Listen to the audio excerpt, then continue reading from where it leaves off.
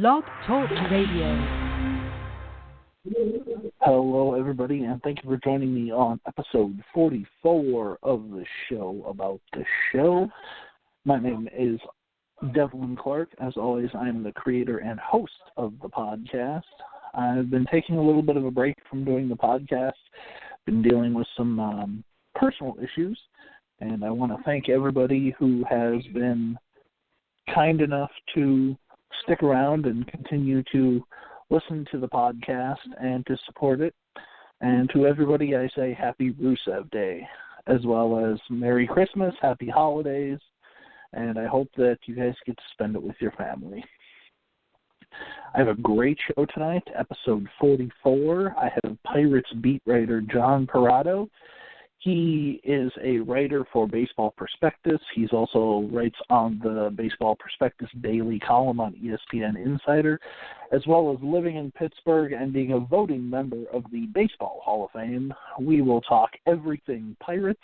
We're going to touch on the NL Central, the Chris Archer trade, and who John thinks should and should not be in the Hall of Fame. We're going to do a little, will he get elected or won't he get elected?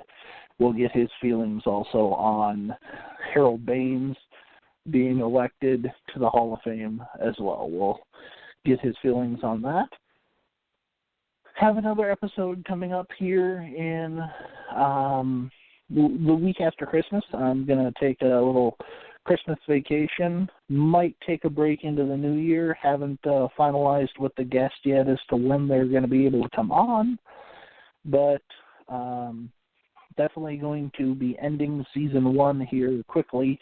It's probably going to be by the end of the year. We'll take a couple of weeks off, get things lined up, and you do not want to miss what I have in store for the next Collector's Corner. I have something in the pipeline that is historic. Let's put it that way. It's an interview that you are not going to want to see, you are not going to want to miss, and it is with one of the biggest companies in the world in terms of the hobby and collecting and all that kind of stuff. So you do not want to miss that. Getting into the hot stove season here, it is wrapping up. Today is the 20th of December, Thursday, and I am we're gonna bring John on here momentarily. The hot stove hasn't really been all that hot lately. It's kind of been the tepid and lukewarm stove. Still waiting for the big fish to fall. That would be Bryce Harper, obviously, and Manny Machado. Machado met today with the Phillies, and I'm sure John can get into that a little bit as well, but Bryce Harper and Manny Machado, as of this recording on December 20th, are still the 2 biggest fish to fall in the free agency market. Without any further ado, I am happy, pleased, and incredibly honored to bring on Pirates beat writer John Perrotto. How you doing today, John? Thanks for joining me. Oh, my pleasure. Thanks for having me. Not a problem. So let's get started. How did you start writing for Baseball Prospectus? Well, I covered baseball. I actually started in 1988. It was my first year on the beat covering the Pittsburgh Pirates for the Beaver County Times newspaper in Pittsburgh. And I had an interest in sabermetrics and statistics and things. And I met a couple of people who worked for Baseball Prospectus winter meetings, and they asked me if I wanted to give it a try and kind of blend traditional baseball coverage with statistical analysis, and that's how it got started. Now, you've been writing for Baseball Prospectus and the Baseball Daily column on ESPN Insider. What's that like? Well, actually, I haven't worked for Baseball Prospectus for about 5 years now, but it was an enjoyable time. They had a change of ownership, and they decided to bring their own people in, which was certainly understandable. But it was interesting. It was something different. I was really the first, I guess you would call traditional baseball writer to to do the statistical type analysis and blend it in with regular reporting. So, it was interesting. It was groundbreaking. It was something no one else was doing, and it was a really good experience. I enjoyed it. It was a fun run for about 5 or 6 years there. Absolutely, yeah. You're very much kind of a pioneer in the taking the new information that has become popular the last 5 to 10 years and using it back then, not to the extent that it is now, but kind of integrating it back then. Did you get any backlash when you were trying to integrate these different stats or this different way of looking at the game? Did you get any backlash from anybody saying, "Oh, that's just not going to work. People aren't interested in that"? Excuse me.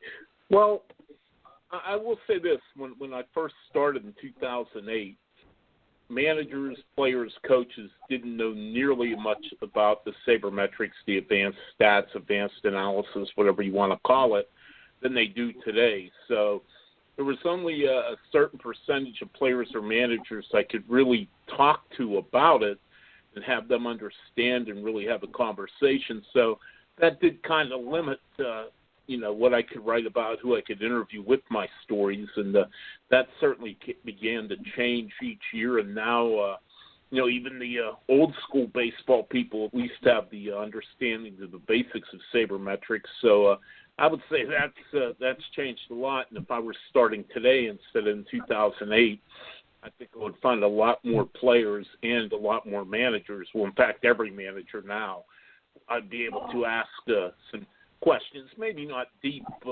Algebra 3 type questions, but certainly, sabermetrically based questions, and be able to have them understand and be on the same page in an interview.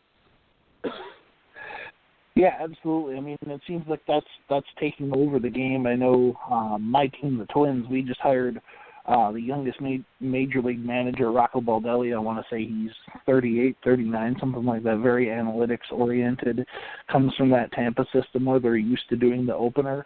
Do you think that the opener strategy and then using the primary, do you think that's something that is going to catch on more in baseball, or do you think it's going to kind of stay isolated between a few different teams?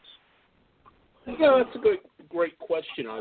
At the general managers meetings and the winter meetings, I put that question to some GMs and managers, and it's kind of split. I really think it depends on the composition of your roster.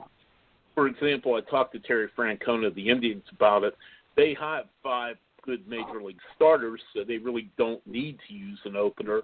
But I think in case of the Twins last year, they began to use the opener the last couple months of the season.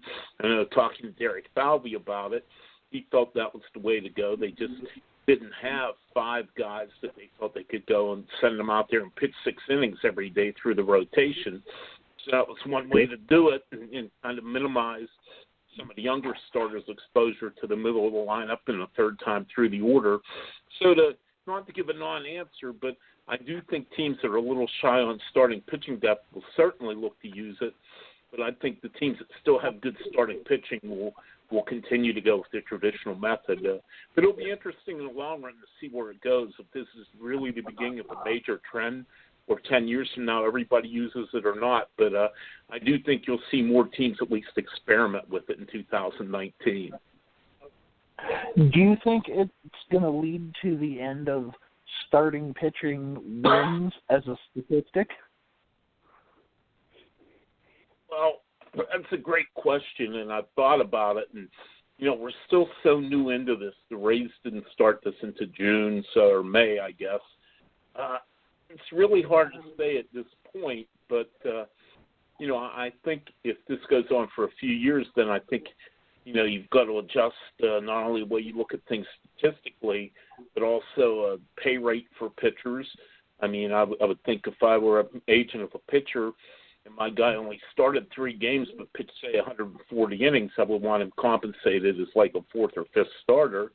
And Sure. It'll be interesting to see how many teams go with this. So, it's still so early. It's hard for me to really detect the trend, but it's certainly going to be fascinating to follow here in these next couple of years, and especially next year now that a couple other teams besides Tampa Bay have tried it.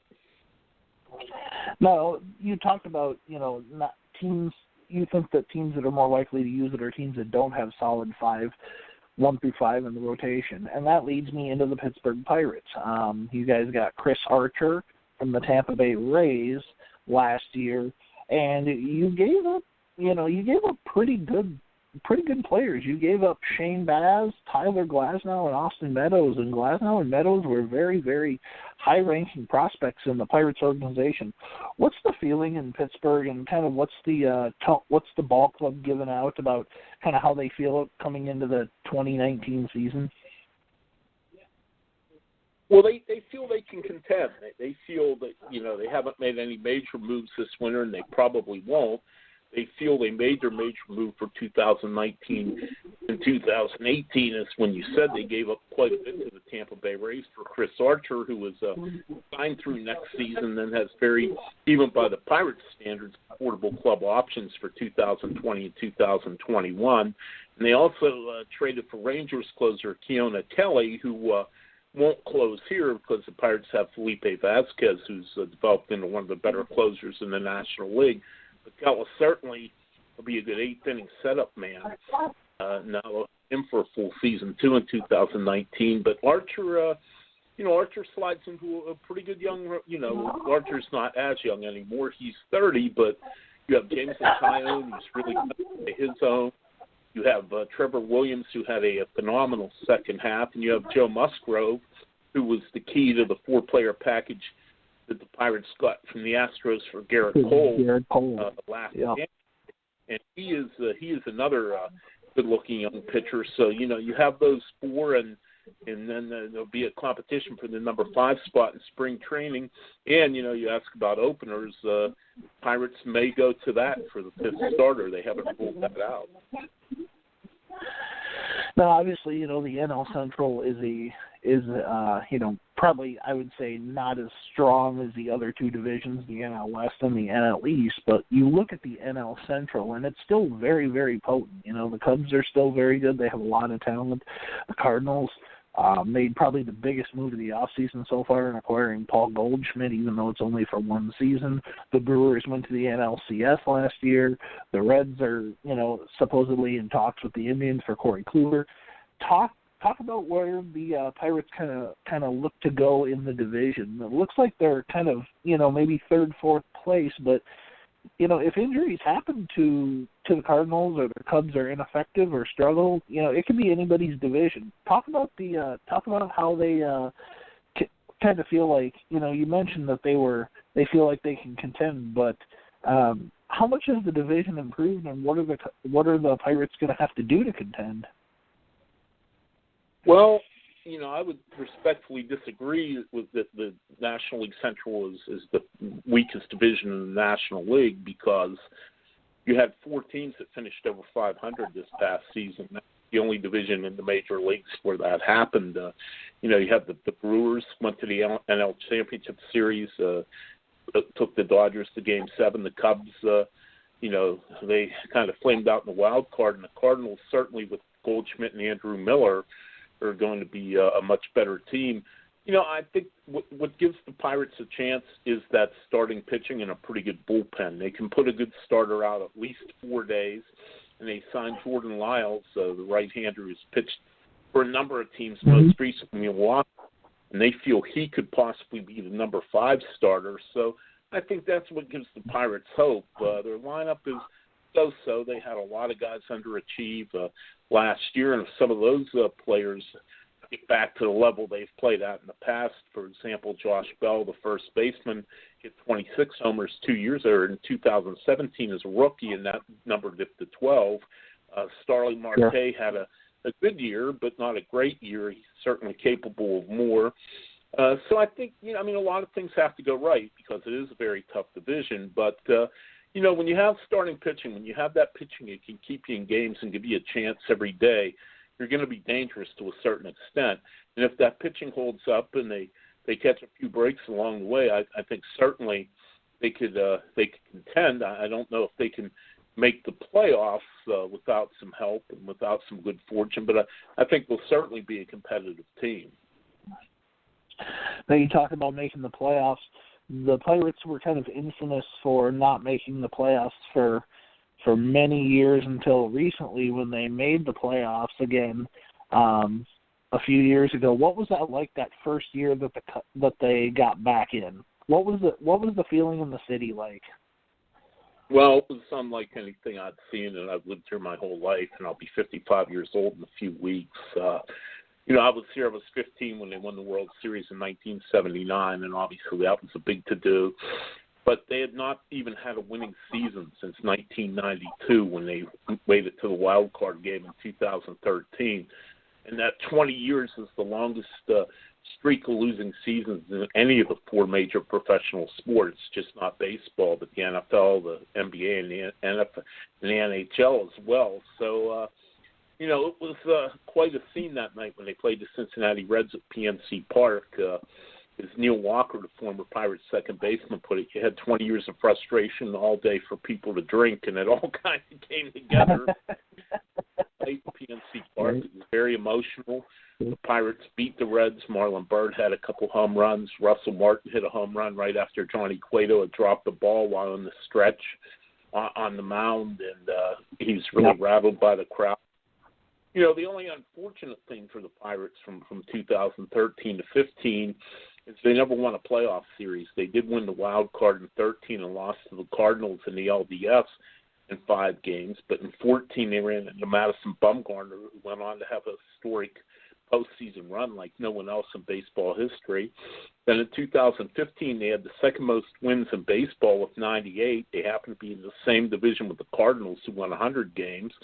And then they ran into Jake Arrieta, who had the best second half ever of any pitcher. He'd only give up like 3 or 4 runs the entire second half, and they got shut out. And that was too bad because I thought the last of those 3 teams was really an outstanding team, a team that was good enough to win it all. They had starting pitching, they had good relief pitching, they had a deep lineup, they had a good versatile bench. They really had everything you'd want to win a championship, and they had the very misfortune of running into the wrong pitcher at the wrong time. Seems like in the playoffs, especially, you kind of really only need 2 guys. If you've been counting on 5 guys the whole year, you look at the Red Sox this year, and they had David Price and Chris Sale, and nobody could touch them in the playoffs. And you mentioned Madison Bumgarner, and the Dodgers have had Clayton Kershaw. So yeah, it only takes one. But yeah, those Pirates teams were fun to watch, and it was fun as a baseball fan who's had long-suffering losing seasons. Nothing to the extent the Pirates have had, but it's good to see those kind of small market, smaller teams get in and challenge the big teams and do well. So that was a lot of fun. Yeah, it is. It's hard for small market and even mid-market teams because there is an economic disparity without a salary cap or a salary floor. You do have some teams with 2.5 times the payroll of other teams, and it's fun. It's fun to see Oakland get in. It was fun to see the Twins show that they could get in. They won, 6 division titles in 9 years. It's fun to see the Tampa Bay Rays, who have the worst drawing attendance year in and year out, make it to the World Series in 2008. But yeah, it's very tough. And that's the unfortunate thing where if you're a Yankees fan, a Red Sox fan, a Dodgers fan, a Cubs fan, you can pretty much count on your team having the kind of funds, having the type of roster that'll contend every year.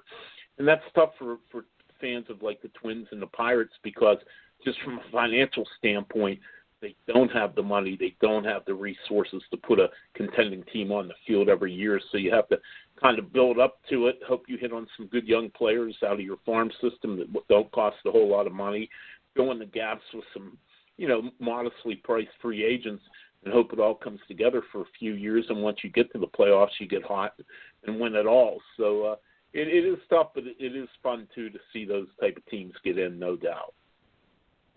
Absolutely. let's switch gears here, John, a little bit. Let's talk about the Baseball Hall of Fame. We just recently had the announcements on the modern era, and I wanted to kind of get your thoughts on that ballot, because it seemed like the guys who got in were really kind of controversial. What were your thoughts on it? Well, the Harold Baines thing was, and Harold Baines is a nice man. He had a very good career.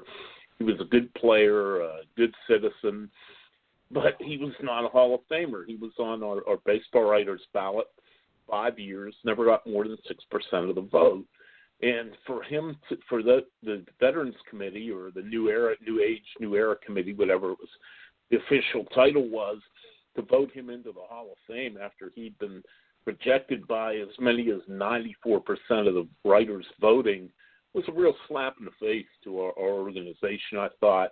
And I think anybody who really knows baseball knows that Harold Baines is not a Hall of Fame player. And, you know, it lowers the standards for everybody. It lowers the standards for the great players who are in the Hall of Fame. And it's like, okay, well, how big of an honor is this if Harold Baines gets in? And I don't mean to pick on Harold Baines. He just happened to be a guy who had a lot of people on his side on the committee, and he got in. You know, I had no problem with Lee Smith. I know some people did. I mean, when he did retire, he was the all-time leader in saves, and you know, he was a very good relief pitcher, and I think you can make a case that he should be in. I don't know if I necessarily would vote him in. I voted for him a few years. He was on the ballot, but then when the ballot started to get backlogged with better players, he fell off my ballot because you could only vote for 10 players at the maximum. So, you know, I think you can make a case Lee Smith's a Hall of Famer, but boy, you could slice and dice Harold Baines' career forever, and I'm sorry, he comes up short, and I just you know, I feel bad for him because it's going to be hard for him. I mean, it should be one of the great moments of his life, and he's going to have a cloud hanging over his head when he goes in. But this really isn't a Hall of Famer. And it seems like that's kind of how that's how the voters have been lately. I mean, you look at the other two other guys who have gotten in from their respective committees, not from the main Hall of Fame writers, have been Jim Rice and Jack Morris, and you could make the same case for both of those guys that you just made for Harold Baines. You know, they were in the Hall. They should be in the Hall of Very Good. You know, in Jack Morris's case, he had a World Series moment or two, but you know, it's one of those things where it doesn't seem like there's a clear-cut yes or no that they're Hall of Famers. So, you know, let's get into a little Hall of Fame. Let's play a little game called Will They or Won't They. I'm going to give you a name of somebody who is on the Hall of Fame ballot, and I want you to give me, we're going to do rapid fire. I want you to give me yes or no. Will that player either this year or within the time they're on the ballot get inducted into the Baseball Hall of Fame? Okay. Mariano Rivera. Absolutely. I voted for him, and yeah, I think he'll easily get 75% necessary to get in. I think he'll be over 90%. Roger Clemens. I vote for him. I know some people don't. They say he was a steroid guy. He was a great pitcher. He was a great pitcher before there were questions about steroid use. You know, my theory is, and I know we'll get to Barry Bonds, and I'll give you the same answer I'll give you about Roger Clemens. I don't think you can just automatically put these guys never played. I mean, they were two of the greatest players in the history of baseball, and I don't think it's my job to write them out of the history books. I mean, they were great players. They're Hall of Famers, whether you like them or not, whether you agree with what happened. And again, you're in a little slippery slope here because neither one ever failed a drug test. I mean, there's certainly circumstantial evidence, but there's no hard evidence that either one used performance-enhancing drugs. And I have a hard time when there's no evidence to vote somebody out of the Hall of Fame. I think it makes it a lot more difficult, too, in the case of Roger Clemens and definitely with Barry Bonds, that they both kind of had, I guess you could say, prickly relations with the media. You know, I think that hasn't helped their case either. Let's let's do this. Roy Halladay, yes or no? I voted for him. If you look at his career numbers, they're probably a little bit short of Hall of Famer, but boy, when he was in his prime there, the last 7 or 8 years of his career, he was as good as anybody, and I think that makes up for the fact he's just a little shy on wins and strikeouts for what you normally would consider a Hall of Famer, but a great pitcher who came back from adversity. His career had gone so sideways in Toronto, and they sent him all the way back to A-ball and had him work his way back to the big leagues. And, to me, I don't know if he'll get in. I think that's an iffy one this year. I think he'll be one of those who eventually gets in after he's on the ballot a few years. But I voted for him, and to me, he's a Hall of Famer. Curt Schilling. Yeah, kind of the same boat. You look at his numbers, and they're probably just a touch short, his career numbers of being somebody you would say is an automatic Hall of Famer. But, again, he was one of the best pitchers for about a 7 or 8 year span. And, I take into account certain moments in baseball. And, I know he's a polarizing figure now that he isn't playing. I certainly understand that. And I know some people don't think he should be in because of that. But I think back to the 2004 season, the whole bloody sock games in the postseason, him pitching on with a cadaverous ligament in his ankle. And, that's right. Pretty amazing stuff.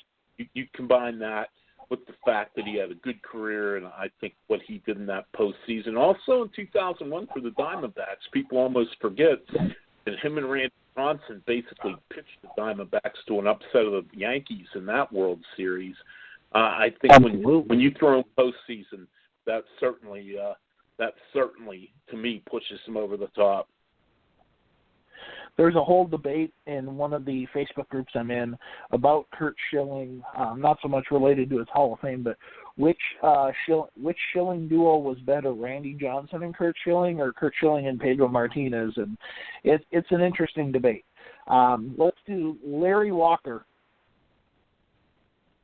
Yes, I voted for him every year he's been on the ballot, and I know he's probably not going to get in. He only has, I believe this is his next to last year on the ballot.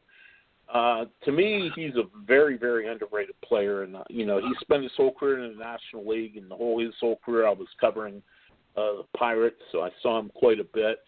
He gets dinged for playing in Colorado, but you look at his numbers. They weren't all based on the years he played for the Rockies. He was one of the best players in baseball, and he's at the Expos. He was a true five-tool guy. He didn't get noticed because he was playing in Canada. Then he gets dinged in Colorado, and, he was still playing well in St. Louis. And he retired. He was still on top of his game. He wasn't a guy that hung on too long. He was still a productive player. And the Cardinals wanted him to continue playing, and they were quite disappointed when he decided that was it. He wasn't going to play anymore because he was still a very productive member of that team, a very key part of that lineup. So, to me, he's a Hall of Famer.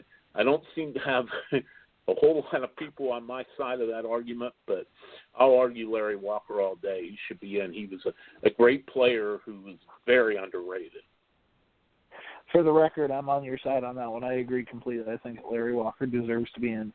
I also think the next guy deserves to be in. Fred McGriff.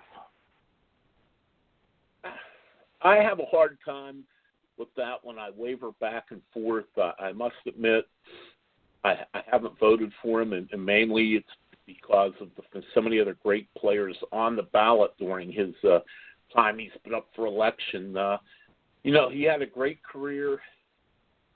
But, and I know this sounds silly, to me he's just a little short. He doesn't quite pass the smell test, the eye test with me. He was a good player, a real good player, but I just don't think him in the Hall of Famer. And I know there is a certain segment of writers who would vehemently disagree with me on this, like I do people with Larry Walker, but that is just how I view him. I think, in the Hall, very good, he would take his place there, but I just don't think the Hall of Fame in Cooperstown, although now that Harold Baines is in, you could probably make a case for 200 guys to get in. Hopefully one of them being Edgar Martinez, because I think Edgar Martinez deserves to be in. We got 2 names left here. Let's do Mike Mussina. Oh, I do too, by the way. I voted for him. Yeah. Mike Mussina. Yes, and I voted for him every year on the ballot. People say wins don't matter. Well, they matter to pitchers. Pitchers like those W's next to their name in the box score. He won 270 games, and, everyone says, well, you didn't have that great season. He didn't have that Cy Young season. We had a lot of very good seasons, a whole bunch of very good seasons. And he went out on top. He was a 20-game winner in his last year in the big leagues, which is pretty much unheard of. To me, he's a Hall of Famer. He was one of the best pitchers of his generation, and you match him up among the all-time greats. And again, if you just want to take best, if it was just the Hall of Best Seasons, he wouldn't get in. But you look at his career and his total body of work, as the NCAA basketball committee loves to use that term. Certainly, his body of work it deserves to have him in. We're gonna end the will they won't they with an interesting name. This guy's name, I've seen it a lot on Twitter, and it seems to be kind of starting a pretty heavy discussion. Billy Wagner. Where do you sit on Billy Wagner as a Hall of Famer? I haven't voted for him, and again, it's because there's been so many good players on the ballot. To me, he hasn't been one of the 10 best players on the ballot. I think you can make a case for him, and I think Lee Smith going in will help him because it's another reliever that you can compare him with that's in the Hall of Fame. To me, he falls a little short, but not a whole lot short. But, again, kind of like Fred McGriff, he's up against that borderline, but to me, he hasn't crossed it. But, the great thing is guys are on the ballot 10 years, and that gives the voters time to have their perspectives changed as time goes on. When I first started voting 20 years ago, I thought it was kind of silly. I figure if a guy's a Hall of Famer the first time on the ballot, he should be a Hall of Famer every time. But then over time, I came to realize the little more removed the player is from his career, you kind of see things a little differently sometimes. And, a guy like Billy Wagner could be that guy for me. I haven't voted for him now, but I wouldn't rule out voting for him before he would leave the ballot. John, we got to wrap this up. I'm keeping you past your half an hour, but there's so many interesting names on this Hall of Fame ballot. There's, you look at guys who could be in just specifically on defense alone, and you're looking at, or who could make a case for it, and you're looking at a guy like Scott Rowland. I mean, obviously he was a very offensive player. Andrew Jones, he was an offensive player, but he also won several Gold Gloves. And then you've got a guy like Jim Edmonds, who doesn't seem to get any love at all, but he was a very, very good player as well, and Omar Vizquel. So this is a debate that's going to rage on, I think, kind of until they make the announcements. But before we go, give me the one name that we haven't mentioned that you think deserves to be in the Hall of Fame, and it can be on this ballot or all time. Dick Allen.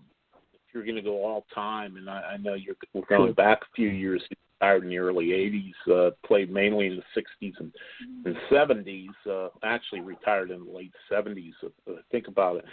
He was one of the great third basemen of all time. You look at his numbers, and you can put his numbers up with any third baseman other than probably Mike Schmidt, maybe George Brett. But other than that, there's been no other third baseman in the history of the game better than him. He was a controversial figure in the 60s at a time when black athletes were expected to keep their mouths shut and not complain about anything. That hurt him in the eyes of the baseball establishment, the old-time baseball writers. And I think that helped conspire to keep him out of the Hall of Fame. And it's a shame because he was a tremendous, terrific player when I was a kid. And you look at the numbers, and whether you saw, if you saw him play, he was a Hall of Famer. And if you didn't see him play, you look at those numbers and compare them to people that's in the Hall of Fame. And most every third baseman in the Hall of Fame doesn't match up with Dick Allen. And my answer, I actually have two. As a homer, as a Twins fan, I'm going to obviously say Tony Oliva won batting titles in his first 3 seasons. I think it's unbelievable that he's not in the Hall of Fame, only because he had knee problems. He was the first DH in American League history to hit a home run. If you're looking all time, I think for me it's Marvin Miller. You just kind of have to look at what Marvin Miller did for the players and for the game and helping form the players union and just being able to be there for the players and be that voice that they kind of needed. I think it's a darn shame that Marvin Miller's not in. And I will throw one other name out there, and I think it's Buck O'Neil. I think it's a darn travesty that Buck O'Neil is not in the Hall of Fame. They put 17 people from the Negro Leagues in the Hall of Fame in 1 year, and he wasn't one of them, and that's amazing. I mean, you talk about a guy that carried the torch for the Negro Leagues, kept the memories alive, was a walking encyclopedia, a walking history book of the Negro Leagues. Plus, he was a good player. I mean, it wasn't just like he was an average player. That one, and I agree with Marvin Miller. He'll never get in. There are just too many people on the ownership side that keep him out, that resent what he did for the players and bringing free agency into the game. And it's sad. And, Tony Oliva, I think you make a pretty good case. And I think at some point you may see him get in with one of those veterans committees. I think he's a guy, like we just talked about a few minutes ago. The more time goes by, the more you realize how good of a player he was. And I think, he played in an era when there were so many great hitters. And like you said, he had knee problems that kind of cut his prime a little short. And I think he kind of gets forgotten a little bit because he played in an era when there were so many good players at the same time. But Tony Oliva was a heck of a hitter, a heck of a player, and a really nice man. I've had a chance to talk to him in spring training now and again over the years. When the Twins have played the Pirates, he's a special instructor in spring training, and I would not close the door on him getting in at some point. Interesting. John, I cannot thank you enough. I could go another hour with you easily just on the Hall of Fame. I'm going to let you go. I hope you'll come back on the show sometime and maybe we can do a full-length show on, the Hall of Fame, maybe this summer when the Hall of Fame ballots are announced, or when they're inducted, rather. You can come on and have that discussion, and we'll check in and see how the Pirates are doing. John, thank you so much for giving me half an hour plus of your time tonight. I really, really enjoyed it. Oh, my pleasure. Thanks so much for having me. It was very nice talking with you. It was great talking to you, too. Thank you, John. Merry Christmas to you and your family, and stay safe. Thank you. Merry Christmas to you, too. Thank you. All right, ladies and gentlemen, that was John Perrotto. He is a Pittsburgh native. He is, as you heard in the interview, he's been voting in the Hall of Fame for 20 years. This guy is about as well respected in the game as anybody else. You talk about the Buster Olneys, the Ken Rosenthal's, the guys like that. You get all those guys in there, and he's right at the top of that list for most respected. So it was interesting to hear what his thoughts were on Larry Walker. He kind of has Larry Walker and Fred McGriff on that same kind of plane of yes, no. Fred McGriff kind of teeters back and forth where he's got Larry Walker as a solid yes. So it'll be interesting to see. Give him a follow on Twitter. He is fantastic. As I said, I'm probably going to take a holiday break from the podcast, so I will probably touch base with most of you in 2019. And the first episode will be most likely a Collector's Corner episode, and it will be historic. You do not want to miss it. It will be the biggest episode ever of the show about the show. I can promise you that. I hope you guys have a great holiday season. Stay safe. Merry Christmas. Happy Kwanzaa. Whatever it is that you celebrate, please celebrate it safely. Do not drink and drive. Spend it with the people that you love. And remember to always share and spread kindness, love, and happiness to everybody around you. And with that, we're less than 100 days until the opening day of the baseball season. Thank you, guys, and we'll see you down the road in podcast land.